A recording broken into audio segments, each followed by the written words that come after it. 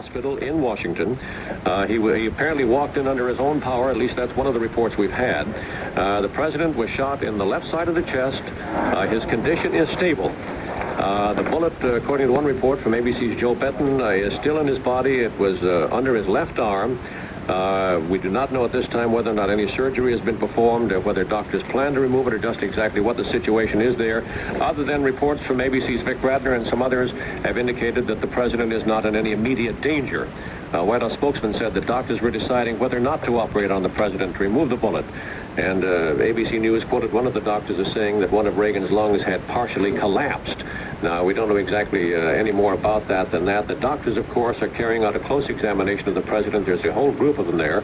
We don't know exactly how long that's going to take, when we'll have the official word, whether or not the president may be moved from George Washington Hospital to one of the other hospitals in the area. Bethesda Naval Hospital, of course, which has a tremendous complex and a lot of extra equipment. Walter Reed Hospital, which is equipped the same way. We just don't know that yet. It's all too soon. But we do know the president is in stable condition, and that he was shot on the left side of the chest, and that Mrs. Reagan is with him. And we also do know, Joe Templeton, that Vice President Bush is still on the ground there in Fort Worth, Texas.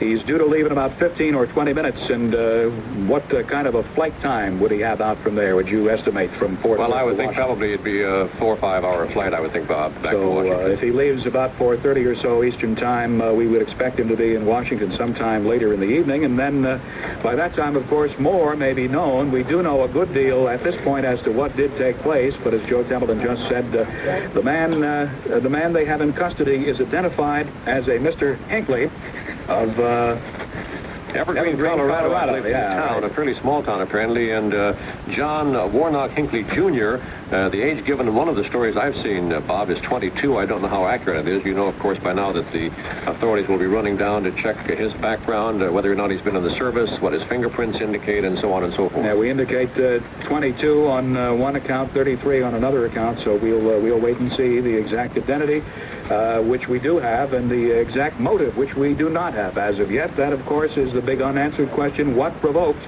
this man, the alleged assailant, to pull a gun out and fire shots at President Reagan? At word from Presidential Advisor Lynn Nofziger. I can confirm that the president has been shot once in the left chest. The bullet entered from his left side. He is in stable condition. He is conscious. And Mrs. Reagan is with him. And at this moment, we have nothing further to say. Can you tell us who was shot? I cannot. We know that Mr. Brady was shot. I have no report on his condition at this time. Any fatality? Not to my knowledge. In surgery? I beg your pardon? In surgery? Not at this moment. Is he going into surgery? I cannot tell you that.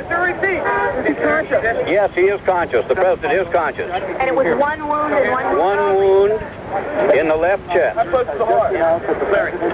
It did not hit the heart.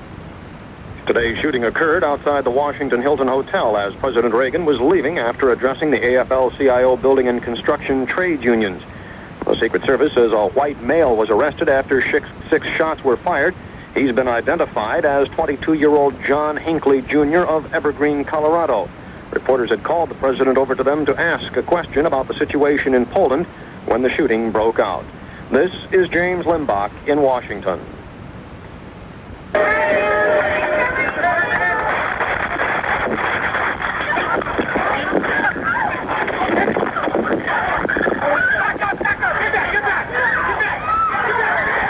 That was the sound today outside the Washington Hilton Hotel where President Reagan was wounded in the left chest in an assassination attempt.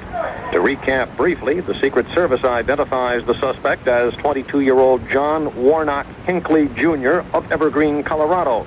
We've been informed that police in that Colorado city say they have no criminal record on Hinckley. White House spokesman David Gergen has just briefed reporters at the Executive Mansion. AP radio correspondent Walter Rogers has that story. President Reagan was shot once in the left side of his chest, and he is said to be in stable condition at George Washington University Hospital. Doctors are now trying to decide whether to operate to remove the bullet. Presidential Assistant Dave Gergen briefed reporters at the White House, Gergen saying Mrs. Reagan is now at the president's side, and adding, "We have been informed by Jim Baker that the president walked into the hospital. Vice President Bush is now flying back to Washington. Meanwhile, here at the White House, Secretary of State Haig, Secretary of the Treasury Reagan, Secretary of State Weinberger, and Attorney General Smith have gathered to await developments. Walter Rogers at the White House. Also wounded in today's attack at the Washington Hilton Hotel were a D.C. police officer whose name we do not have, a Secret Service agent, again unidentified, and White House News Secretary Jim Brady. As we mentioned earlier in this report, Presidential Advisor Lynn Nofziger says the condition of News Secretary Brady is unknown at this point. Reaction is now coming in from Capitol Hill. Senator Ted Kennedy, who lost two brothers to assassins' bullets, said, "Our prayers are with the victims." Senate Majority Leader Howard Baker immediately adjourned the Senate after receiving word that the president had been wounded. This is the Associated Press Radio Network. The revolver, says the service, is a .38 caliber revolver. The cabinet members have been assembled at the White House. Secretary of State Haig, the vice president, is on his way back from Texas, but there has been no decision, according to Bill Plant, that he is to assume office as president or as acting president at the moment. We do have a report and a reaction from Prime Minister Margaret Thatcher in Britain. She heard the news of the shooting of the president, and she issued a statement from 10 Downing Street. Tony Brunton has a report on that from London. Prime Minister Margaret Thatcher heard the news at number 10 Downing Street sometime within the last hour, and she immediately sent a message to President Reagan.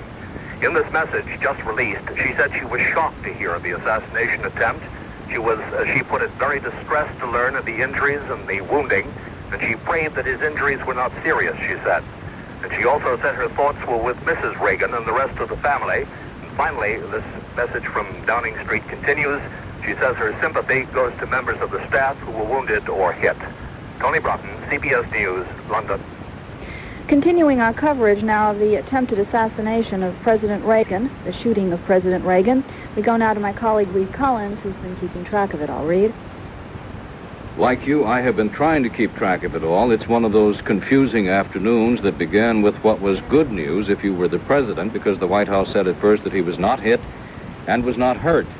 In fact, the first word we got was that he was being taken in his limousine back to the White House from the scene of the shooting at the hotel on Constitution Avenue. But then, sometime later, the word came from Lynn Nofziger, one of the president's press aides who's been in and out of his campaign life, to the effect that the president had in fact been shot, which came as shocking news to those who were seeking some relief from the horror of the day by the fact that Mr. Reagan, at least, had been missed. So now we know that he has been wounded in the left thorax, a bullet apparently lodged in his chest. We are told by some that surgery is inevitable, that he has had a transfusion, and that his condition remains nonetheless stable. We are also told that he has walked into the hospital and that he himself did not realize that he'd become a victim of the assailant's bullets until sometime after it happened. We have a late report now to the effect from correspondent Phil Jones. The president has undergone some surgery and has at least received one transfusion, which of course is probably a normal course of events in such a case. James Brady, you, Stephanie, were on the campaign with them for some time. A rather stout fellow who seems to be with the president at all times, has tried to dissuade him from answering all of the questions that the press corps keeps putting to Mr. Reagan, and Mr. Reagan keeps responding, and it's Mr. Brady who's become a familiar figure in trying to move him along. So he was close to the president, and it probably comes as no surprise to the White House News Corps that, in fact, he was in the line of fire. Reed, I might tell you a little bit about James Brady, the White House News Secretary, and as you say, I did get to know him quite well on the Reagan campaign. He's generally a jolly fellow. He's 40 years old, a latecomer to Mr. Reagan's presidential campaign. He joined the effort after his first choice, former Texas Governor John Connally, dropped out of the race. Brady is from Centralia, Illinois. He was a public relations executive in Chicago before he entered politics. He worked in the Gerald Ford administration and as an assistant to the Secretaries of Housing and Defense. During last fall's campaign, Brady was the deputy to the then press secretary, Lynn Nofziger. Nofziger is now a White House assistant, and Brady was brought into the Reagan camp after the candidate was criticized for making misstatements of fact while on the campaign trail, and it was Brady's job to keep Ronald Reagan up to date on all the issues. Brady was known on the campaign trail for his ability to deflect tough questioning from all of us reporters with his wit. Reed? We're told that Mr. Brady was wheeled into a room in the hospital where they have a so-called CAT scanner device. It's sort of a super X-ray machine. He did not appear to be moving at the time. One of the other wounded men is a Secret Service agent. His condition is not known or not listed, but another of the wounded was a Washington District policeman. His condition described as critical. The president's younger son, who's the dancer with the Joffrey Ballet, got word of the assassination attempt this afternoon at a hotel in Lincoln, Nebraska, where the ballet was scheduled to perform this evening. He's Ronald Prescott Reagan. He's 23. Reporters watched the Secret Service agents briefing him. It is believed that the younger Reagan will leave Nebraska and head east as soon as that becomes possible by plane. Mrs. Reagan is at the hospital, as we have repeatedly told you. There has been no comment from her, no indication of what she is doing. The president, as we have said, is wounded but was ambulatory, according to James Baker, who said he walked into the hospital. No one at the scene of the crime had any inkling that Mr. Reagan had in fact been hit. He was rushed suddenly. He looked surprised and shocked by the Secret Service into the limousine, and it sped away. Everybody thought he's safe. He's going to the White House. So little we know when you have an event of that nature taking place. You have some of the crack reporters in all of the world gathered several feet away, and trying to find out from an eyewitness what happens is almost impossible until all the facts are sorted out. Reed, we have this word in that Senate Republican leader Howard Baker has adjourned the Senate, which had been considering the Reagan package of tax cuts. Senator Edward Kennedy, whose two brothers were slain, of course, in the 1960s, the president and the then Attorney General, declared, "With our prayers for those who have been wounded, I think must go our resolution to rid our society of hatred. Violence and hatred are alien to everything this here throughout. Len Knopfsiger's at the hospital. He will be making statements from there. We will have the same information here. I can only say what we said earlier, that the president has a gunshot wound in the left side of the chest. He is in stable condition. Jim Brady has been shot. It is a head wound. We have no information on his condition. That's the extent. I can't say. We have gotten confirmed reports, so have other network news, so have the wires. Can't you help us with that, Larry? As soon as we can confirm it, we will. And Larry, his brother's been called by the White House and has been told that the president is in surgery right now, that he's already had blood transfusions. Is your information going to be that far behind what we're getting from other sources? No, Leslie, we will do our very best to keep it up. As you know, earlier when I was out here, our initial reports was that the president was not hit. That's what we run into when we try to give information when we aren't 100% sure or we don't have it from the source. We do have somebody there with the president. I will be here, and I just want to let you know I'll come down every 15 or 20 or 30 minutes just to let you know exactly what we know, and we'll also let you know when we don't have any further information. What you know, what you just said now, is that the extent of what you know? That's the extent of what I can say at this time. Surgery and come back? Phone call or something? I will. Sure. No. Do you have any idea that there are reports that it punctured the lung? We can't confirm that yet. We've talked to the doctors, but, we cannot confirm that yet. Larry, can you confirm reports that Jim is in surgery now? Yes. What process does the United States government go through with foreign governments when something like this occurs? Jerry, there is a notification process, and I think the State Department has moved on that. Has the U.S. military been placed on any higher readiness? Not that I'm aware of. There were some questions about the Vice President. I understand he was in Texas today. He is returning. He is expected to arrive at Andrews around 8 o'clock this evening, according to the information I have now. He has been informed. He is in communication. A question about powers? No. Can there be a division of labor of any kind? Not that I'm aware of. We just haven't crossed those bridges yet. What's the nature of the notification that the State Department is making to foreign governments? I'm sure it's a notification to indicate that that the president is in stable condition. Who's running the government right now? If the president goes into surgery and goes under anesthesia, does Vice President Bush become the acting president at that moment, or under what circumstances does he? I cannot answer that question, which is technical and legal. What about the crisis management team? Does that come into effect?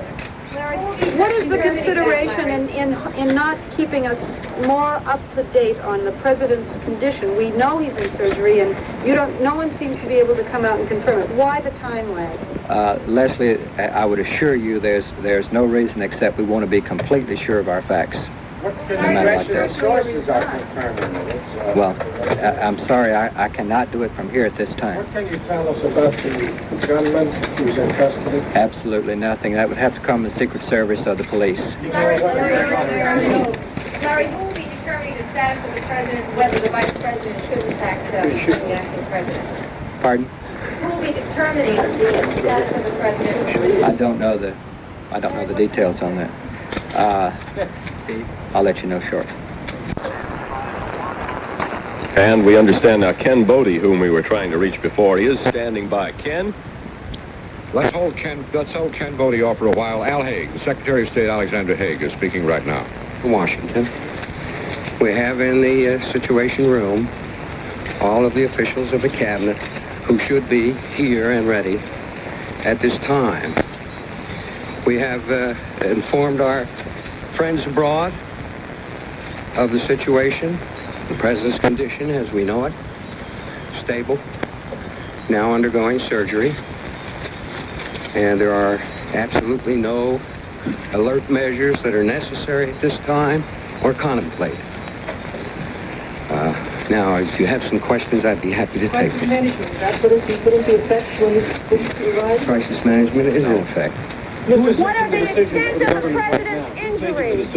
Constitutionally, gentlemen, you have the president, the vice president, and the Secretary of State in that order. And should the president decide he wants to transfer the helm to the vice president, he will do so. What is it? As of now, I am in control here in the White House, pending return of the vice president, and in close touch with him. If something came up, I would check with him, of course. What are the extent of the president's injuries?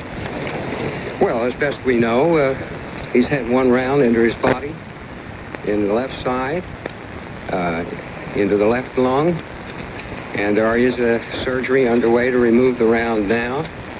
When the president entered surgery, he was conscious. All his signs were stable, and the situation is very clear. Why did they convert surgery? Before surgery? No, I did not. Nor was it necessary. I was in close touch with both Mr. Meese and Mr. Baker throughout, and have been from the early moments. Approximately when did you arrive at the White House? Very few moments after the incident. Very few moments after the incident. And do you know what is the condition, Mr. Brady? We understand that I just saw on television what you saw, and it sounds serious. What's the reaction of the Soviets to this? What is the reaction? I don't anticipate any reaction. I think you've gotten all that you need for the moment, and thank you. You remain in charge Here until the vice president. We'll stay right where we are until the situation clarifies. When does the vice president expect this surgery? When does the vice president expect this here? Later this afternoon. He'll be here shortly. Do you know where they are? Secretary of State Alexander Haig speaking at the State Department. Crisis management, he says, is already underway. The president was alive and stable. He did undergo surgery. And we are awaiting the arrival of Vice President Bush, who is in Fort Worth, Texas, and is on his way back. 4 people wounded that we know of so far. The president, who was wounded in the chest, his press secretary, James Brady, apparently was hit in the head, and according to Secretary Haig, it sounds serious. 2 other people who were wounded were a Secret Service agent and a member of the District of Columbia Police Department. This is NBC News. We have an identification on that Secret Service agent, the one who was wounded, Alan, Timothy J. McCarthy. And we have no condition report on him. The district police officer, Washington police officer, who is also wounded, is reportedly in critical condition at the Washington Hospital Center. Vice President Bush, as you say, is on his way back from Fort Worth, Texas.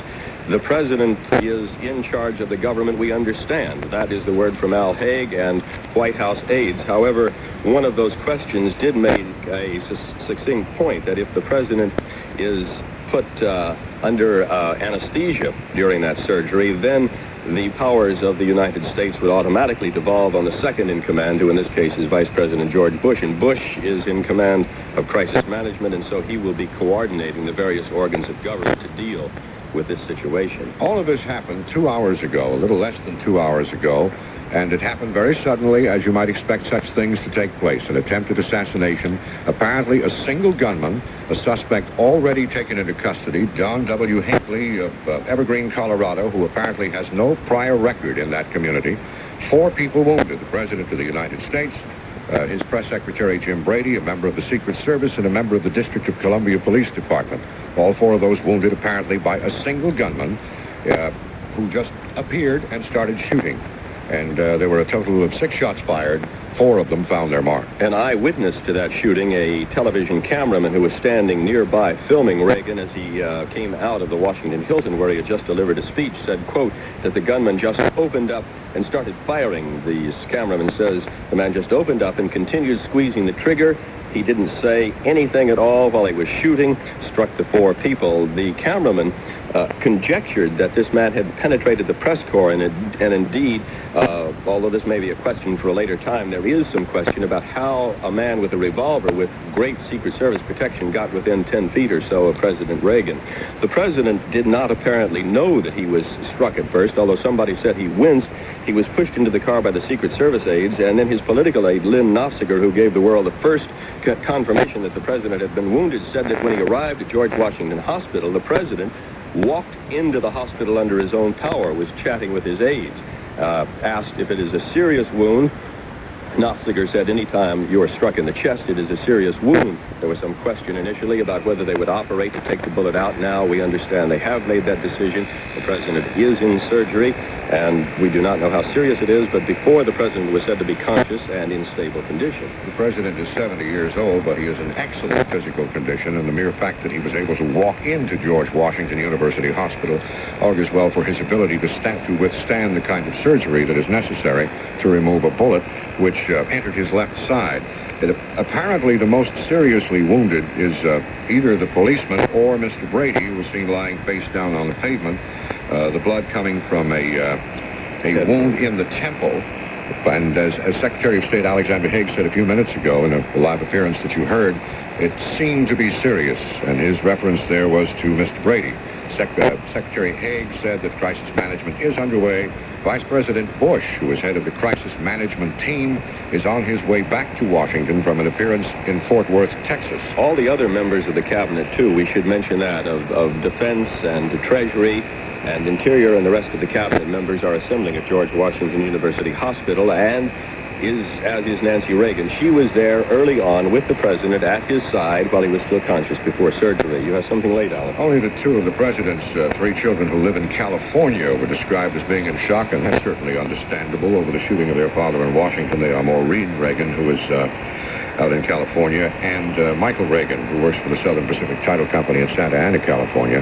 Nancy Reagan is with her husband at George Washington University Hospital in Washington. Again, we have no information on the result of the surgery that was underway just a short time ago. The damage to the track of the bullet and the removal, the excision of the bullet itself, of course, may take an undetermined amount of time.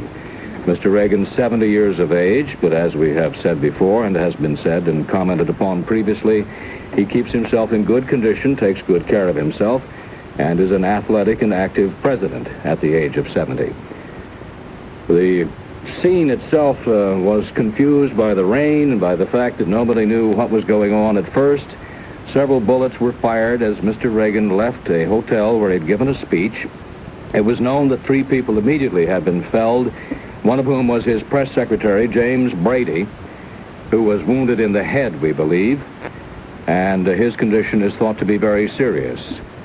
2 others who were wounded were a Treasury Secret Service agent and a District of Columbia policeman whose condition is described as critical. It was thought that the president, in fact it was said by the White House, that the president had been missed and was not hit or hurt. And this was information that the news media went with for the better part of 1 hour, when suddenly it was discovered he was not at the White House, where it was thought his limousine had returned him, but in fact had been taken to the hospital too, wounded with a bullet lodged in the chest. Reaction has come, as we've noted, from London. We had a report from Anthony Brutton on the reaction and the statement by Margaret Thatcher, the British Prime Minister. Our correspondent Walter Cronkite happens to be in Moscow at the moment. And Walter, perhaps we can get what Moscow thinks of the felling of its main Western adversary. Well, Reed, it's midnight here just about now. In fact, it's 25 minutes after midnight when the news came first rattling over the teleprinters of the American News Service wires here at the CBS Bureau. That is all we're going to hear from Walter Cronkite in Moscow for the moment. As you could probably hear, the connection has been lost. We don't know how or where. But if we can get Mr. Cronkite back, we'll do so. Summing up, a man has been arrested. He's identified as a 22-year-old from Evergreen, Colorado, whose name is listed as John W. Hinckley. He's a sandy-haired, blond young man, 22 years of age, who the Secret Service alleges was wielding a .38 caliber pistol from which he fired from 4 to 6 shots. 4 of them took effect. 3 of them knocked down James Brady, the presidential press secretary, a District of Columbia policeman, and a Secret Service agent who lay on the sidewalk. The 4th bullet, unknown, perhaps even to the president himself, had lodged in Ronald Reagan's left chest. He was rushed on into his limousine, into the protection of the device, which was just there at the curb, from which he was taken immediately to the hospital, which is several blocks from the scene of the hotel where he had given a speech this afternoon. He has undergone surgery for removal of the bullet and repair of the track damage that it made. We are informed reliably that, as is probably customary in the case, he was given a transfusion. He was described as conscious when he entered the hospital. He was described also as having walked in ambulatory under his own power. And now, of course, is under anesthesia. And his wife, Nancy Reagan, has been in the hospital now the better part of a couple of hours. She having rushed over from the White House, she didn't go down to the hotel with him where he made the address. That is the situation as best we know it. Concern was voiced for the condition of James Brady from the outset. He's 40. He was felled, obviously, by a bullet in the head. And he was in a scanning device, a CAT scanner, one of those modern technological miracles that hospitals, well-equipped ones, have. He did not appear to be moving as people saw him wheeled into that scanning device to find out the exact condition of the head wound and where the bullet may lie.